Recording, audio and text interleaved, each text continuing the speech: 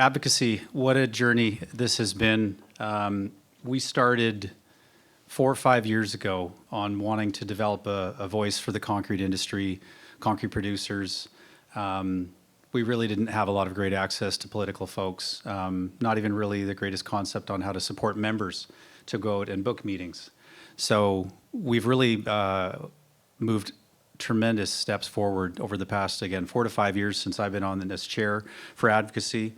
And this year has been, I think, really showing how it's coming together. As you will see the slides as we go through today of all the presentations, Jason's example just before me shows the layers of how advocacy and outreach, not only political, but just trying to get a voice for concrete industry, to have a seat at the table, to be there when people are making decisions about our specifications. And Dean, you kind of took some of the thunder here with, we're a bunch of concrete nerds. We love concrete so much, and we want to tell that story. But it's educating these people. So it's been a heck of a year. There's been a provincial election. That's changed almost everybody, either in their jobs or literally the people. So the education process of cement to concrete starts again with people. But it's a long game. It's an investment that we've been in. So I'd like to thank my committee members. I can't see the screen. I can't see it. I'm going to grab it. There we go. All right. You're in trouble now. Okay. So I'd like to thank my committee members, Jim, Glenn, Tyler, Dean, Terrence, Brian. These folks, again, same thing with Dean, provide guidance and alignment on what we're actually trying to do as a committee overall. And in advocacy, I think being aligned is more important than anything, but also the greater board as well. This has been an investment. Race, you asked the question about cost. We've decided to spend more money on actively lobbying. It does cost money pushing forward, but having support of the board, but really pushing forward for members, and concrete and building systems has been our goal overall. Okay, next slide.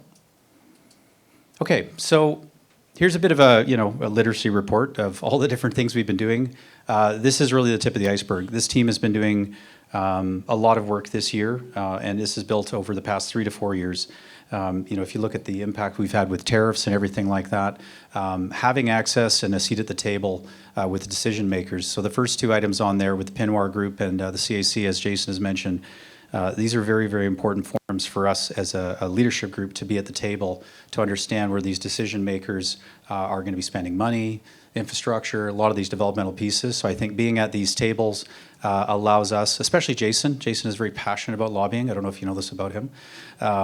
But he is relentless telling that story about concrete. And having access to these decision makers is a very, very important part of what we do. Also, again, with the political trail, with the campaigning that happened both with Ebby and Rustad, et cetera, having access to these folks during lobbying days was great because, again, people being able to recognize us. Oh, it's the concrete guys again. It's the concrete girls again. They know that about us now. So I think they're learning from us and keeping up the touch points. Christmas cards, we're the guys with the concrete chocolate concrete trucks. So that's become a bit of our shtick there, but they're really starting to know who we are. And then again, getting a seat at the table. I'm still not satisfied that we're all the way there as members. We still don't have all the specs that we want in play. They're not listening to everything we're doing, some days with the budget side of things, but we're at the table critiquing them and providing them some guidance and things that we can do to help them evolve as a group. Okay, let's go to the next one. Okay, so lobbying days. This has been an interesting one to watch over the years. CAC used to do something like this at a Canadian level that we've sort of experienced for many years.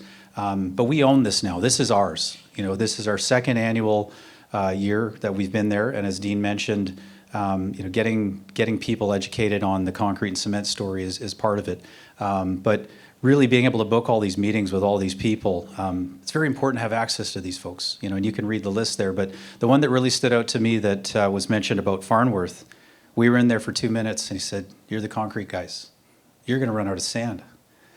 So whether or not that story actually resonates with everybody, it's the fact that he knows that concrete's critical and there's a supply chain shortages, there's things evolving. So hearing Farnworth say that back at us, I think is very, very important for permitting, supporting the growth of our industry, and understanding some of the challenges when we have to do these big infrastructure projects.